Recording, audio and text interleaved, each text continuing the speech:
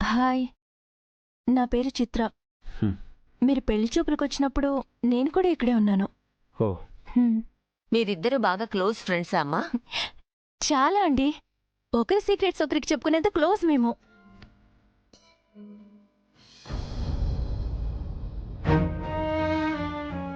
ఆరో పెళ్లి తర్వాత మను కూడా ఇక్కడి నుంచి వెళ్ళిపోయింది. ఆ తర్వాత 1-2 సార్లు మేము కలిసినట్టున్నాం. అంతే కదా మను? అంతే. ఎలా ఉన్నావు మను? బాగున్నాను. నువ్వు? నీ అంత కాదు కానీ ఏదో అలా ఉన్నాను. అవునమ్మా, నీకు మ్యారేజ్ అయిందా? లేదంకుల్. అయినా అనాథంటే జాలి చూపిస్తారు కానీ పెళ్లి చేసుకుని ఇంటికి తీసుకెళ్లేవాళ్ళు చాలా తక్కువ. ప్రస్తుతానికి జాబ్ చేసి నా కాళ్ల మీద నేను నిలబడ్డాను.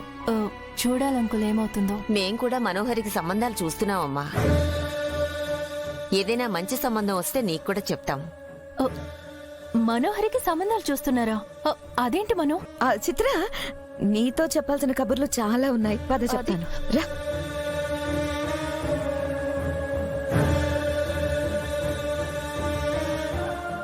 ఎప్పుడూ అంతే. తన మైండ్కి ఏమైనా నచ్చిందంటే చాలు అందరినీ మార్చేస్తుంది. పాపం ఇప్పుడు చిత్ర పరిస్థితి ఏంటో.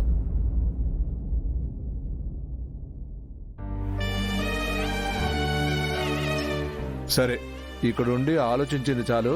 ముందా భోజనం ఏర్పాట్లు ఏవో చూద్దాం, పదండి.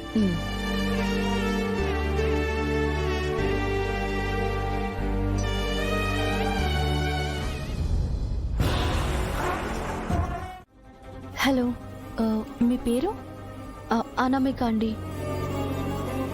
అదే అమరేంద్ర సార్ వాళ్ళ పిల్లల కేర్ టేకర్ని. ఓ, ఓకే. నువ్వు కొంచెం మా అరుంధతిలా ఉన్నావు. ఈ విషయం నీకెవరైనా చెప్పారా?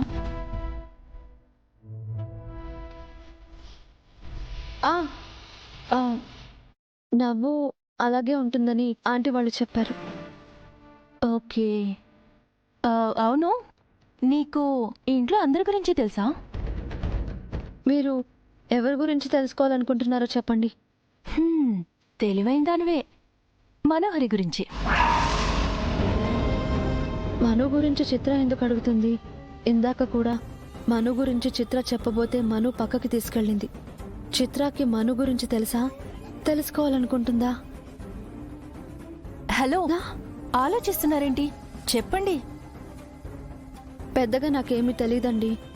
ఆవిడొక 7 సంవత్సరాలు ఎక్కడుందో, ఏం చేసిందో ఎవరికీ తెలీదు.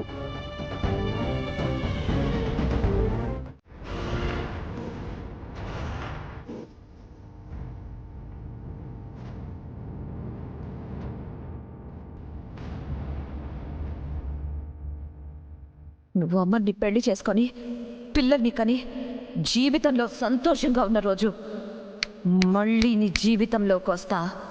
నీ సంతోషాన్ని నీ నుంచి అమ్మర్ని దూరం చెయ్యకపోతే నా పేరు మనోహరియే కాదు.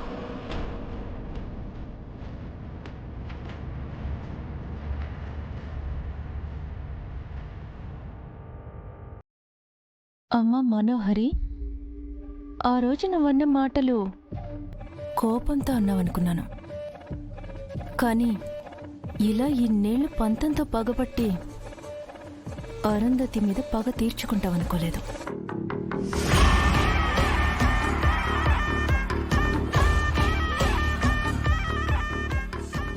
అంటే అమర్ని పెళ్లి చేసుకోవడానికి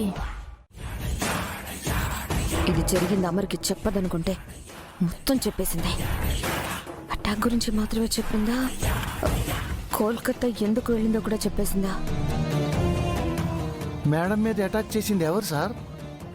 తెలీదు రాతోడు. స్కూల్లో జరిగిన అటాక్ తర్వాత తన మీద కూడా ఇలాంటిదొకటి జరిగిందని నాతో చెప్పింది. వాళ్ళు ఎవరో, ఎందుకు తనని చంపాలనుకున్నారో తెలీదని మాత్రం చెప్పింది.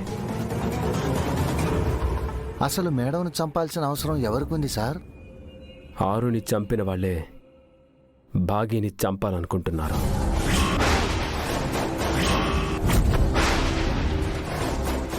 అంత ఖచ్చితంగా ఎలా చెప్తున్నారు? ఎందుకంటే ఈ అటాక్స్ అన్నీ మొదలైంది ఆరు చావుతోనే. ఖచ్చితంగా ఎవరో టార్గెట్ చేసి మరీ చంపాలని చూస్తున్నారు. సార్ అయినా బాగి కల్కత్తా వెళ్ళింది మనకి మధ్యాహ్నానికి తెలిసింది. అలాంటిది వాళ్ళకెలా తెలిసింది? అంటే బాగి ప్రతి మూమెంట్ని వాచ్ చేస్తున్నారా, లేదా మనకే తెలియకుండా మన మధ్యలోనే తిరుగుతున్నారా? అంటే మేడంకి ఇంకా ప్రమాదం ఉన్నట్టే కదా సార్? ఉంది రాతోడు. కానీ ఈసారి ఆ ప్రమాదం బాగి దగ్గరికి రావాలంటే నన్ను దాటి రావాలి. నా కుటుంబాన్ని బాధ పెట్టాలని చూస్తుంది ఎవరో నాకు తెలియదు, కానీ వాళ్ళని మాత్రం వదిలిపెట్టను.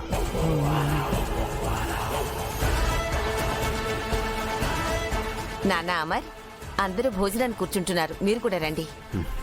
వస్తున్నా అమ్మా. ఉమ్.